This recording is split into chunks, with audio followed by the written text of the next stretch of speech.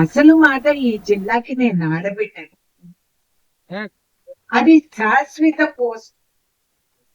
ఈ మాజీలు ఇవన్నీ జరుగుతూ ఉంటాయి, కానీ ఈ పదవి నా దగ్గర నుంచి ఎవరూ తొలగించలేదు.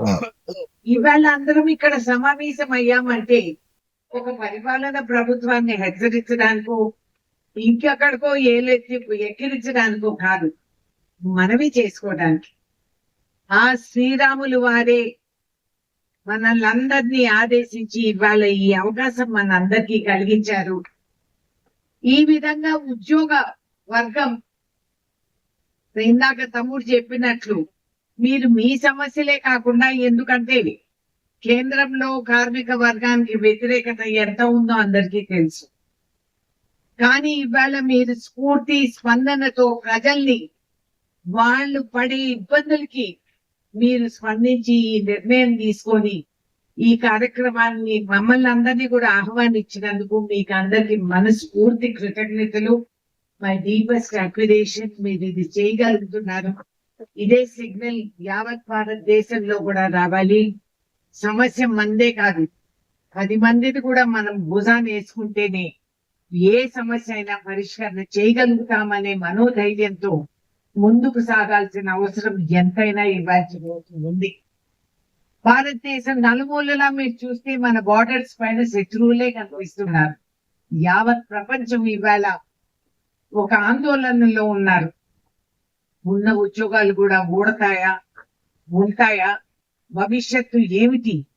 తమ్ముళ్ళు, చెల్లెళ్ళు, పిల్లలు, ఈ చిన్నారి ఎవరైతే నీట్ ఎగ్జామ్ రాసి అడ్రస్ లేకుండా తహతాలాడుతూ ఉంటే నిజంగా మనందరం ఎందుకున్నాము, ఈ బతుకు ఇదేనా అని చెప్పి ఒక మనో ఆందోళన అనేది నాకు కలుగుతా ఉంది.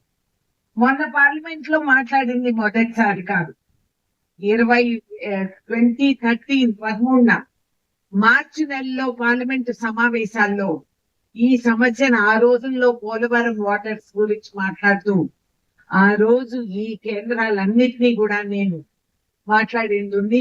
ఈ మీడియా వాళ్ళకి ఆ రికార్డింగ్ మీకు చూపిస్తాను.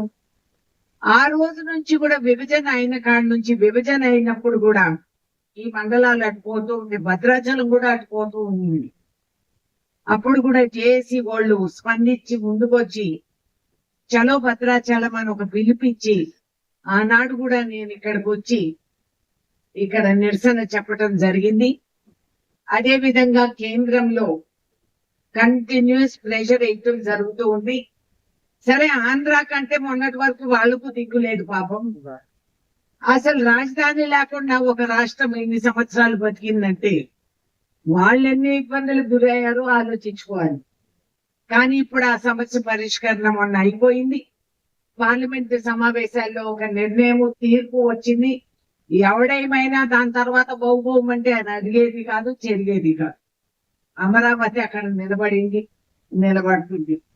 చంద్రబాబు నాయుడు గారికి ఆ సమస్య పరిష్కరణ అయింది కాబట్టి దయచేసి ఈ వేదిక ద్వారా నేను ఆయనకి విన్నపం, ఈ సమస్య పరిష్కరణకి ముందడుగు మీరు వేయాలి. మీ రాష్ట్రంలోకి మా జనాభా, మా భూములు స్వామివారి భూములు, స్వామివారికి రావాల్సిన ఆదాయాలు, అన్ని విధాలుగా ఆయనకి జరగాల్సిన కార్యక్రమాలు కాదని చెప్పి అక్కడ మీరు ఏర్పాటు చేసుకోవటం చాలా శోచనీయం. తెలంగాణ రాష్ట్ర ముఖ్యమంత్రి గారు మొట్టమొదటి రోజు ఆయన ప్రమాణ స్వీకారం చేసి మేమంతా కూడా కూర్చొని మాట్లాడుతూ ఉండగా ఆ రోజే, ఆ సందర్భంలోనే నేను ఇది గుర్తు చేయటం జరిగింది. వెంటనే ఆయన ఆర్డర్లు ఇచ్చారు.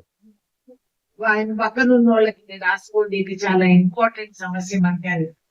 ఆ రోజే ఆయన గ్రహించారు. అది త్వరలో ఈ సమస్య పరిష్కరణకి బహుశా ఈ ఒక వేదిక సరిపోకపోవచ్చు. ఇక అందరం కలుపుకొని ప్రజాస్వామ్య విధానాల్లోనే ఇది సాధించి తీరుతాము అనేది నేను మీకు ప్రమాణం చేసి చెప్పను.